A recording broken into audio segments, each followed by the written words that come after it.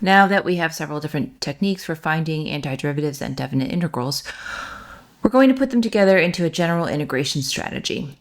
This will give us some tips and tricks for approaching problems that may involve multiple strategies or may not have an obvious strategy from the beginning. Our first step will be to look and see if there are some algebraic tricks or other devices we might use to simplify our integrand. The following list is not intended to be exhaustive, but instead to provide a number of things you might try in order to simplify your integrand. First, you might consider whether or not there are fractions that could be split up. If you have a rational function or any function that involves a numerator and denominator, you can check to see if the degree of the numerator is higher than the degree of the denominator and consider using long division. You might check to see if there are trigonometric identities that might help you to simplify your integrand. Sometimes completing the square will allow us to use a u substitution that isn't available without completing the square. We can use the trick of multiplication by 1, where we choose our 1 very carefully in order to adapt our integrand into a simpler form. And we can also check to see if our integrand contains common factors that, when canceled, make it simpler to deal with. Once you've done as much simplification as possible, you can then check to see whether or not there is a direct antiderivative that you might know to use on your simplified integrand. Here's a list of 17 that we've discussed before. You should familiarize yourself with these and get to a point where you can use them relatively quickly in order to evaluate integrals. If you find there is no direct antiderivative, it's then time to check to see if you can do a substitution. Keep in mind whenever you're doing a substitution that you're looking to see a function and its derivative both within your integrand. Substitution is going to be a technique we use all the time. We'll use it on its own as well as in combination with many of the other techniques we've learned. If we've done substitution and found that we do not yet have a direct antiderivative, or we were unable to find a substitution, it's time to move on to the next step. We have several common integral types that we need to learn to look for. The first of these is to consider whether or not there's a product of functions within our integrand. If that's the case, we're going to attempt an integration by parts. If instead you find you have a rational function, then you can consider whether or not integration by partial fractions is the right way to go. If you have neither of those, then you're going to look for trigonometric products and powers. You'll recall that we have some substitutions and some reduction formulas that we can use in that instance. If instead of that, you have integrals that contain any of the expressions a squared minus x squared, a squared plus x squared, or x squared minus a squared, then you'll need to use an appropriate trigonometric substitution. Finally, you may find that you actually have to use multiple techniques together in order to eventually evaluate the entire integrand. We'll take a look now at 5 examples that allow us to use these techniques on their own and in conjunction with one another in order to solve more complex integrands than we might have seen before. We'll start off with one that's not terribly difficult. We want to take the definite integral from 0 to pi over 4 of secant x minus cosine x all squared dx. We can see that we can't consider a direct antiderivative because of the square. So our first approach might be to get rid of that by multiplying the entire expression out. When we do that, we get the integral from 0 to pi over 4 of secant squared x minus 2 secant x cosine x plus cosine squared of x all dx. Now, secant squared, we have a direct antiderivative for.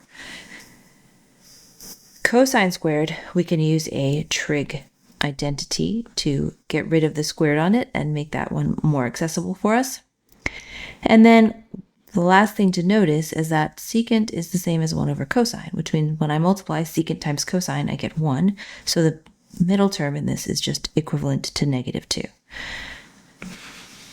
So rewriting that, we have the integral from 0 to pi over 4 of secant squared x minus 2 plus cosine squared x dx. Cosine squared doesn't have a direct antiderivative because of the squared power, but we know that we can reduce the power by using a trig identity, so we will rewrite cosine squared as 1 plus the cosine of 2x all over 2. Now we'll split fractions. We'll use our splitting fraction technique on the last piece of that. So we're going to get the integral from 0 to pi over 4. Now we have secant squared of x minus 2 plus 1/2 plus 1/2 the cosine of 2x. And of course we can combine the negative 2 and the positive 1/2. So we have the antiderivative of secant squared x minus 3/2 plus 1/2 the cosine of 2x all dx. Now we antidifferentiate. Secant squared, the antiderivative of that is tangent of x. The antiderivative of negative 3/2 is negative 3/2 x. And the antiderivative of 1/2 cosine 2x, this is one of our recognizable one of our recognizable integrals that we know the antiderivative of cosine 2x is 1/2 the sine of 2x, so we get 1/4 the sine of 2x, and we are evaluating that entire expression from 0 to pi over 4. So if we plug in pi over 4, we get tangent of pi over 4 minus 3/2 of pi over 4, so that's 3 pi over 8, plus 1/4 the sine of 2 times pi over 4, which is 2 pi over 2. And then we get, we'll see what we get when we plug in 0. We'll subtract that off, so we get minus the tangent of 0.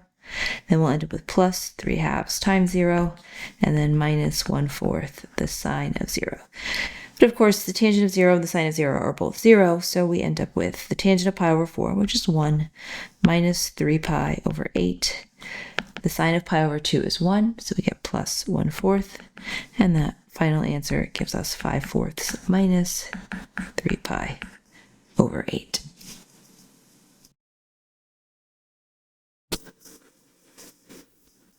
All right, in this next one, we're going to notice that the negative exponents are a little bit problematic. Not quite sure what to do with those, so if we could figure out a way to make them go away, our lives might be a little bit easier. It turns out that if we multiply all of those terms by x to the third, the negative exponents will go away. Now, of course, we cannot just multiply by x to the third without changing our integrand, but if we use a form of 1, we can do that. So what we're going to multiply by is x to the third over x to the third. And when we distribute that, we end up with adding exponents. We'll get x plus x to the 0, which is 1, over x squared plus 16x to the 0, which is, again, 1, so we get 16 there, and then we have dx. Now, parts of that might start to look familiar. What we can do here is split up our fractions. So we will turn this into two antiderivatives. We'll do x over x squared plus 16, and then 1 over x squared plus 16. It's always okay to split the numerator. It's never okay to split up the denominator without doing partial fractions. Okay, now if we look at the right-hand side, this is a formula we should know. This is going to be the inverse tangent of 1/4 x over 4. The left-hand side, we can do a u substitution. So this is inverse tangent. Right, we're using that formula, and over here we're going to do u substitution, where u is x squared plus 16, and du is then 2x dx. So this becomes 1/2 the antiderivative of d over u, and then we have plus 1/4 the inverse tangent of x over 4, since our a squared is 16. And of course, the antiderivative of du over u is natural log of the absolute value of u, which in this case is the natural log of the absolute value of x squared plus 16, plus 1/4 the inverse tangent of x over 4, plus our constant c.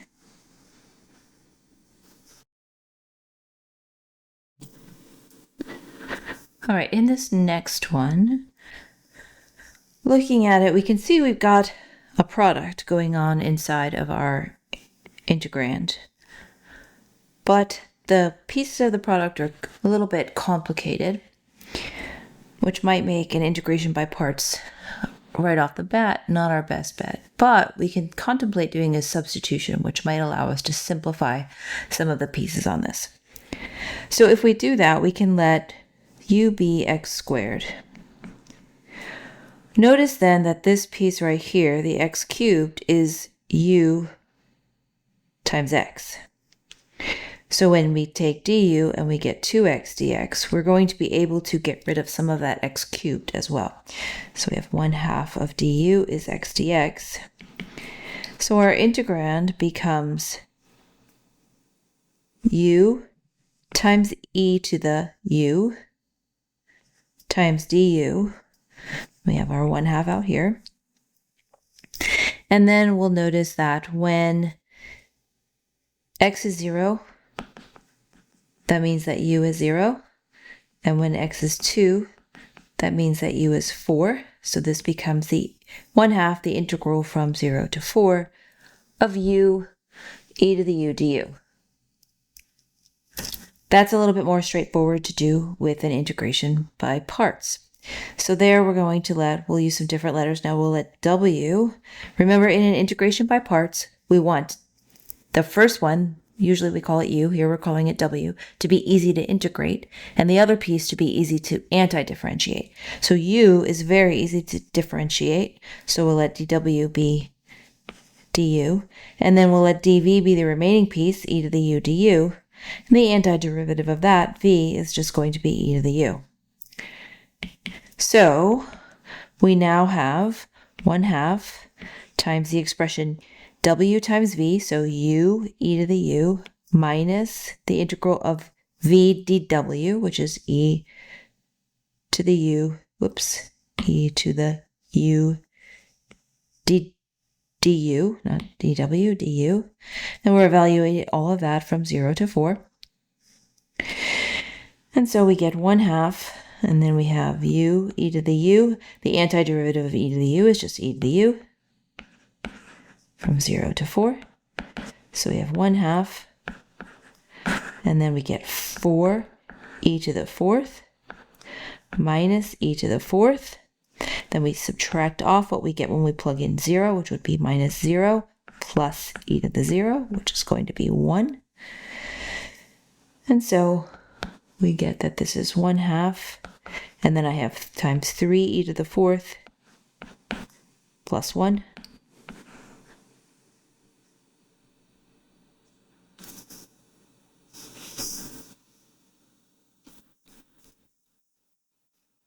So I can write that as 3 e to the 4th over 2 plus 1/2.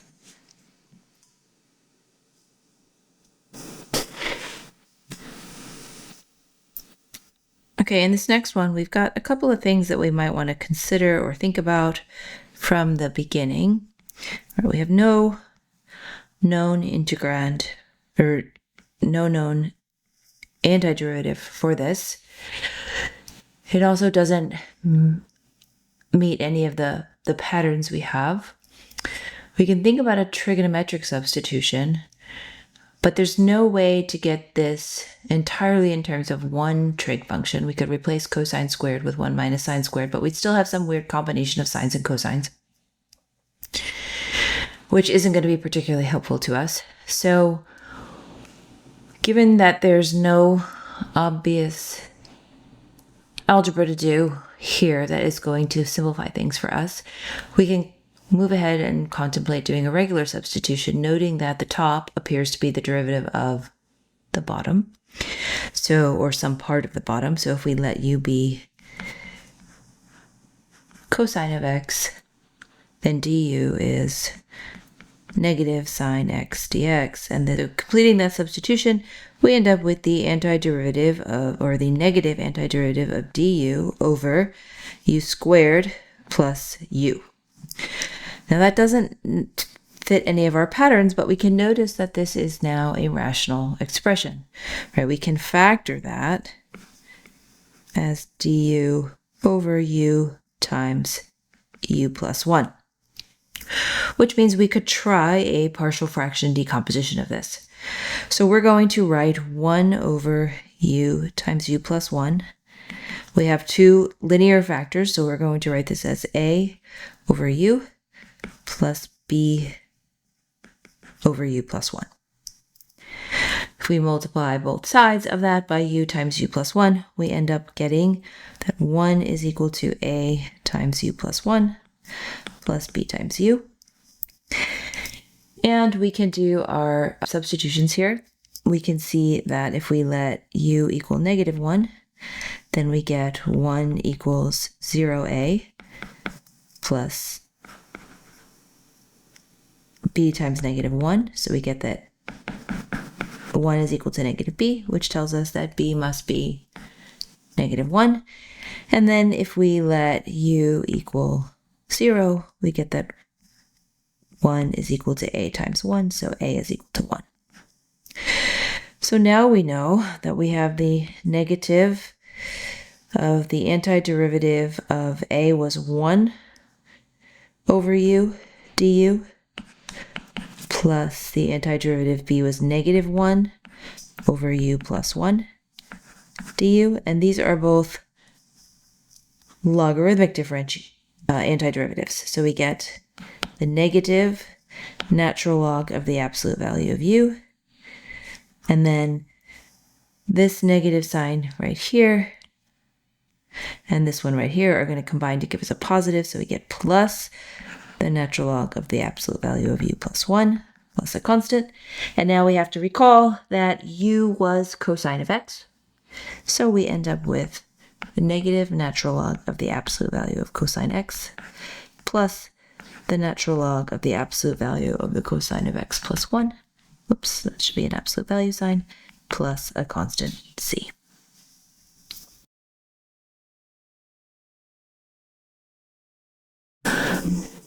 All right, for our last example, we're going to contemplate the antiderivative, or the definite integral, from negative 2 to negative 1 of a square root of negative 4x minus x squared. And if we look at this one, we don't have a known antiderivative for it.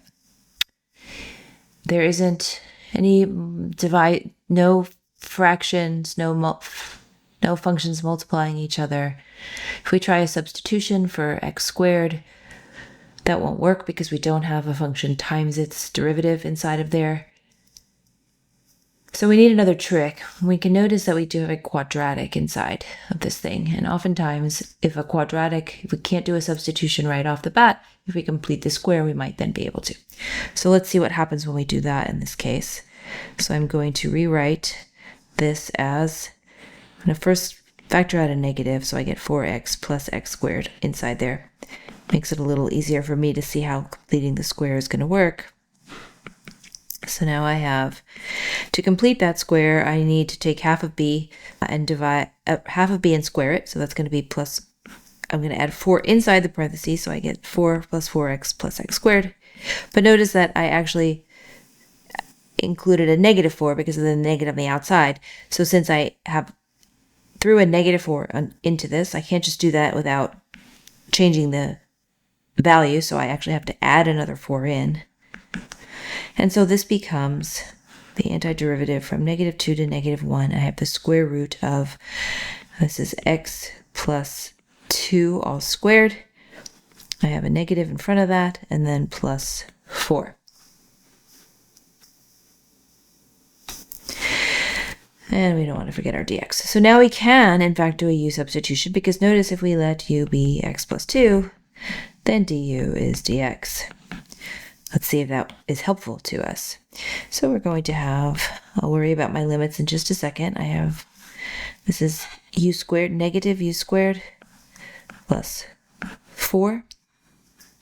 which, and that is du out here, when x is -2, I get that u is 0.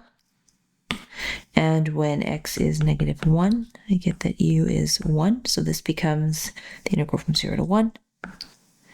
And notice that another way to write that is the square root of 4 minus u squared.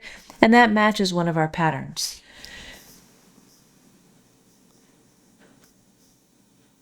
We're going to do a trigonometric substitution this time. We're going to let u be equal to 2 times the sine of theta. That means that du is 2 cosine theta d theta. And so we end up with, again, we'll worry about our limits of integration in a moment. This is going to be, we have the square root of 4 minus 4 sine squared theta. And then we have 2 cosine theta d theta out here.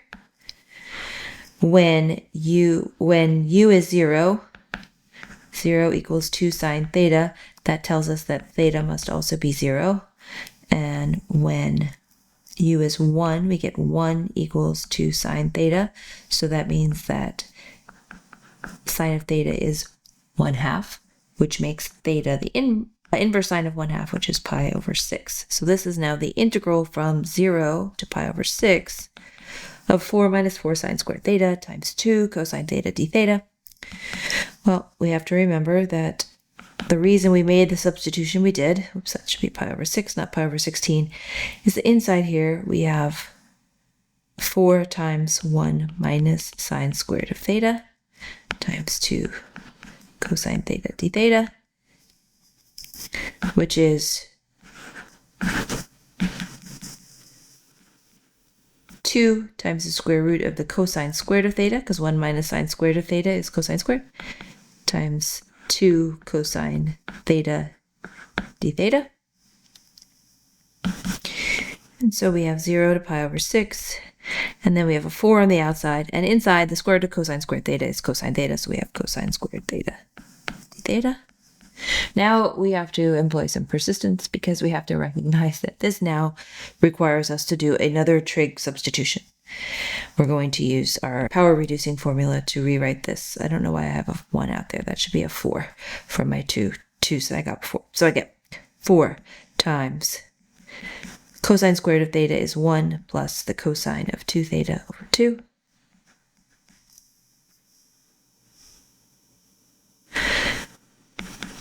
I can bring that 2 back outside, so now I have, or the 1/2 outside, so I have twice the integral from 0 to pi over 6 of 1 plus the cosine of 2 theta theta, which is going to be 2 times theta plus 1/2 the sine of 2 theta from 0 to pi over 6. Which gives us 2 theta plus the sine of 2 theta if we bring the 2 back inside. And that is going to give us pi over 3 plus the sine of pi over 3 minus 0 minus the sine of 0. The sine of 0 is just 0, so we get pi over 3 plus the sine of pi over 3, which is root 3 over 2. And that is our final answer.